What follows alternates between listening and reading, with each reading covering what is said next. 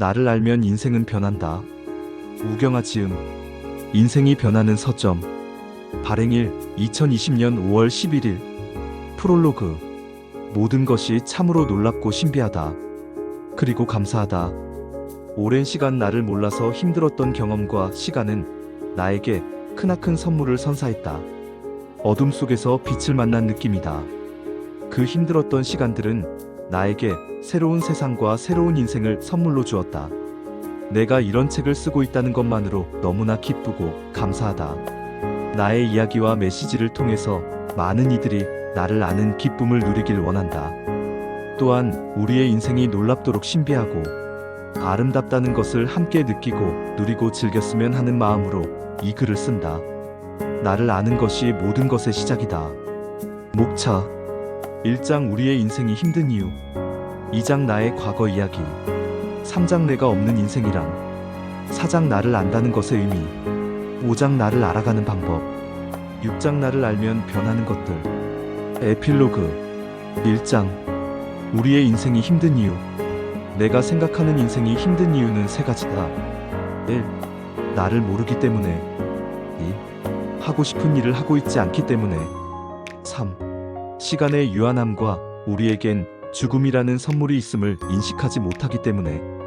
그럼 우리는 왜 나를 모르고 사는 걸까?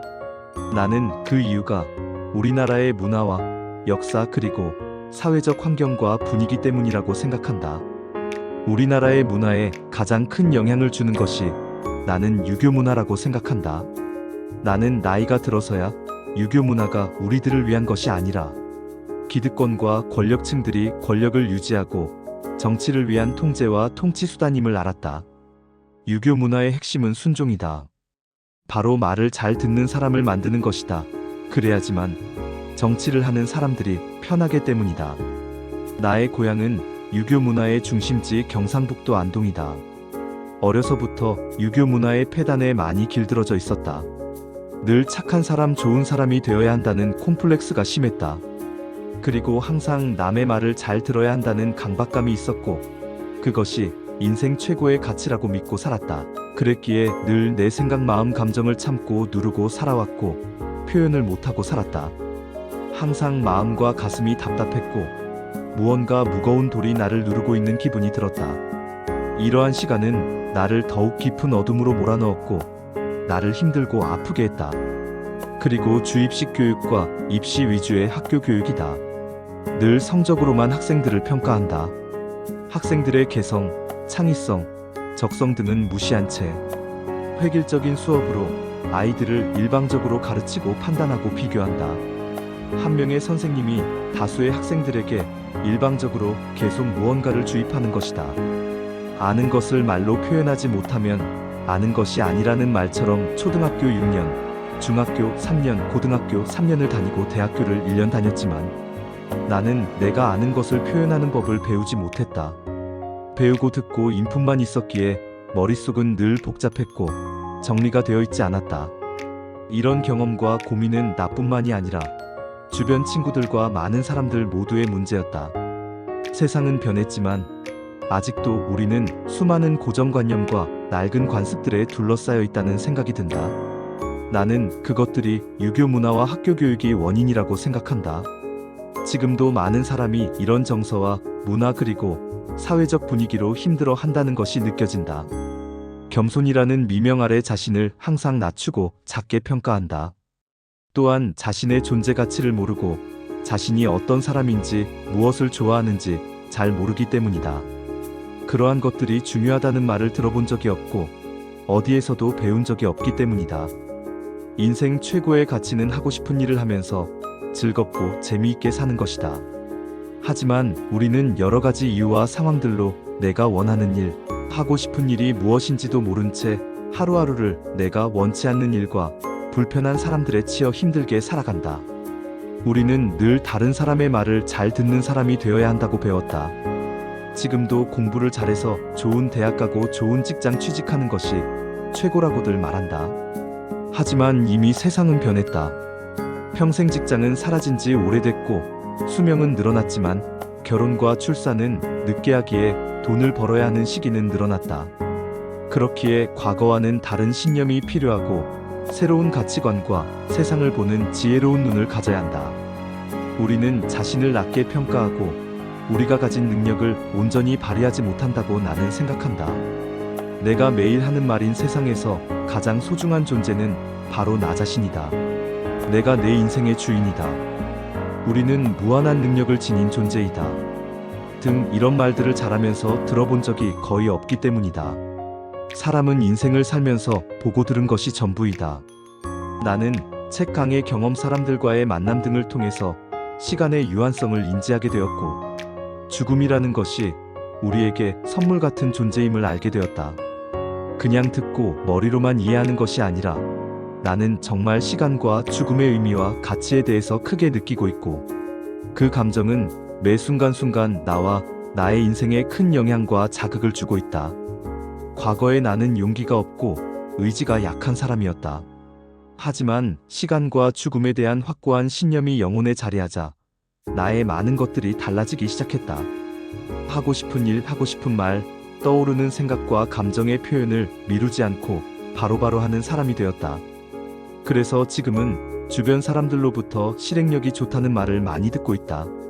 나는 이러한 이유로 과거에 내가 그랬듯이 많은 사람들이 자기 자신을 모른 채 인생을 힘들게 살아가고 있다고 생각을 한다. 2장. 나의 과거 이야기. 지금의 나에게 일어난 모든 것이 너무도 신비하고 놀랍다.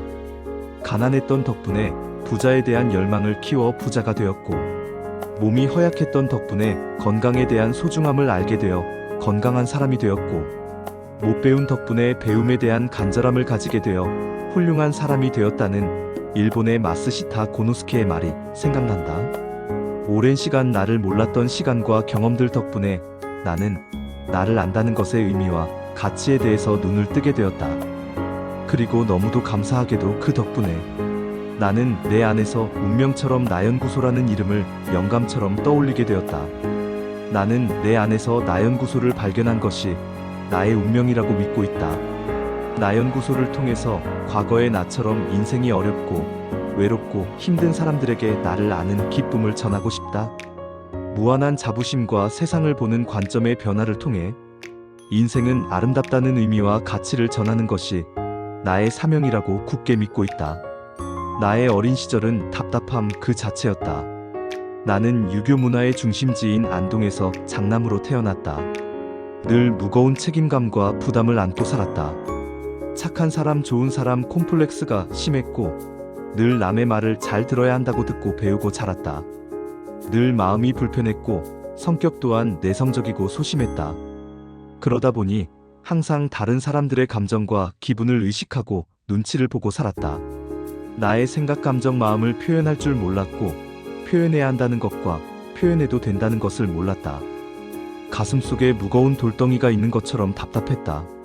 사람들과 함께 있으면 마음에 늘 불편했고 학창시절이나 직장을 다닐 때 사람들 앞에서 발표를 하는 것이 나라는 사람을 드러내는 것이 너무도 힘이 들었고 두려웠었다. 학교를 다니고 군대를 갔다 오고 결혼을 하고 사회생활을 오래 했지만 나는 늘 그대로였다. 가장이 되고 사회 경험이 늘어났지만 내 마음속의 불편함, 불안함, 답답함은 계속되었다. 여전히 나는 남의 말을 잘 듣는 착한 사람, 좋은 사람이었고 나를 모르던 사람이었다. 사람의 운과 에너지는 통상적으로 10년을 전으로 바뀐다고 한다.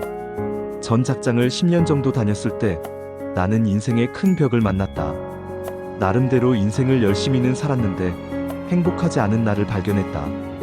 하고 있는 일이 내가 원하는 일이 아니라는 것 알았고 계속할 자신이 없었다. 힘이 들었고 지쳐 있었고 모든 것을 내려놓고 싶었다.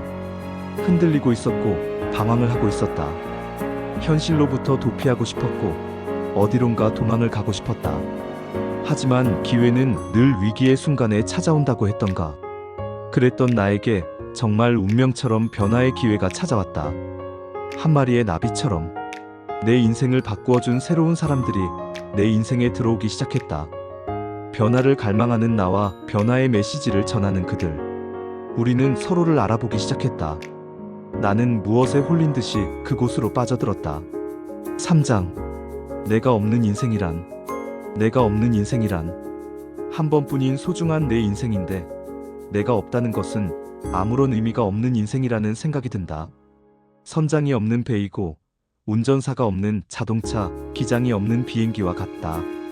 목적지 없이 이리저리 남들 따라왔다 갔다 하다가 결국은 내가 원하지 않는 곳에 내가 원치 않는 모습으로 가 있을 것이다. 주인. 오랜 시간 나는 내 인생의 주인으로 살지 못했다. 나의 영혼 속에 내가 내 인생의 주인이라는 인식과 개념이 없었기 때문이다. 늘 남의 말을 잘 듣는 것이 최고의 가치라고 알고 배우고 듣고 자랐기에 늘 남들을 바라보며 오랜 시간을 살았다. 내가 원하는 인생이 아니라 남들이 원하는 인생을, 남들이 보기에 좋은 인생을 늘 살았던 것이다. 그랬기에 힘이 들었고 지쳤고 벽에 부딪힌 것이다. 작년에 내 나이는 40이었고 전 직장을 11년 정도 근무했을 때였다. 작년 여름 과로와 스트레스로 인해 나는 극심한 우울증과 무기력을 경험했다. 기억력과 인지력이 너무 떨어져서 정상적인 생활을 하기가 힘이 들었다. 머리가 너무 무거웠고 집중이 되지 않았다. 일을 할 수도 없었고 자신감이 너무 떨어져 있어 사람을 만날 수도 없었다. 사람을 만나는 것이 너무도 두려웠다. 말 그대로 정신을 차릴 수가 없었다. 나도 도무지 이런 나의 상태를 이해할 수가 없었다. 병원을 가봐도 원인을 찾을 수가 없었다. 혹시 뇌에 이상이 있는 건 아닌가 하는 생각이 들어 큰 병원에서 뇌 CT를 찍어봤지만 아무런 이상이 없다고 나왔다. 이러다가 내가 이대로 죽는 것은 아닌가 하는 생각이 들어 너무도 두렵고 공포스러웠다. 매일매일 살려달라고 기도를 했다. 삶의 모든 의미를 다 잃었다. 아내도 아이들도 일도 사람도 그 무엇에도 의미를 찾을 수가 없었다. 사람이 상처를 치유하는 것이 아니라 상처가 사람을 치유한다는 말이 있다. 그 말처럼 깊었던 상처는 나를 치유했고 상처 이전의 나와는 다른 나를 만나게 해주었다. 아프기 전보다 훨씬 더 강해지고 깊어지고 유연해졌다. 그때 나는 또 한 번 느끼고 피부로 몸으로 깨닫게 되었다. 내가 있어야 세상도 있다는 것을, 내가 행복해야 세상도 행복하다는 것을, 역시나 언제나 항상 내가 가장 소중하다는 것을 말이다. 매일 글을 쓰고 매주 한 권씩 책을 만들면서 나의 주관과 생각은 점점 명확해지고 확고해지기 시작했다. 자녀들에 대한 두 가지의 확고한 철학과 신념이 생겼다. 희생과 헌신은 오직 나를 위해서 해야 한다는 것과 부모가 인생을 즐겁게 나는 것이 최고의 자녀 교육이다이다. 부모들이 자식이 잘 되기는 바라는 마음에 자신의 인생과 마음은 외면한 채 지나치게 자식들에게만 매달리는 모습들을 많이 본다. 그렇기에 자식들은 과도한 부모의 기대, 희생, 헌신에 부담을 느끼고 부모들 또한 자신의 기대에 어긋나는 경우 자식들에 대한 불만, 원망이 생기는 경우가 자주 있다. 부모 자신이 남편이나 자식이 아니라 자기 자신을 위해 인생을 즐겁고 재미있게 사는 것이 최고의 자녀 교육이라고 나는 생각한다. 그런 모습을 보여주는 것이 자녀들에게 모범이 되고 좋은 영향을 준다고 나는 믿는다. 고향에서 출세를 꿈을 안고 서울로 올라와서 15년간의 직장 생활을 했고 전 직장은 12년을 근무했다. 순간순간 재미와 보람도 있기는 했지만 결국 내가 진정으로 원하는 나의 일이 아니었다는 것을 알았다. 매일매일 반복되는 일상으로 다람쥐 쳇바퀴, 쉼없이 달리는 마라톤 선수 같은 기분이 들었다. 나는 지쳐 있었고 쉬고 싶었다. 아무리 시간이 지나도 나 자신과 나의 인생은 변화가 없었다. 이런 생활을 12년 더 한다고 해도 마찬가지일 것이라는 것을 나는 알고 있었다. 그것이 너무도 두려웠고 싫었다. 정말 내가 하고 싶은 일, 내가 좋아하고 잘하는 일을 하면서 인생을 즐겁고 재미있게 살고 싶었다. 사람이 자신이 하기 싫은 일을 하면 힘이 든다. 힘이 들면 짜증이 나고 짜증이 나면 지친다. 지치면 재미가 없고 재미가 없으면 오래 하지 못한다. 오래 하지 못하면 어떤 일도 제대로 된 성과를 내기가 어렵다. 하기 싫은 일을 월급 때문에 마지못해서 하는 것이 아니라 정말 미치도록 하고 싶은 나만의 일을 찾아서 열정적으로 나의 모든 것을 걸어보고 싶었다. 사람들이 죽기 전에 가장 많이 하는 후회는 하고 싶은 것을 못한 것에 대한 후회이다. 나의 인생 목표는 될 수 있는 최고의 내가 되는 것과 죽기 전에 후회 없는 인생을 사는 것이다. 나는 정말 그런 후회는 하고 싶지가 않다.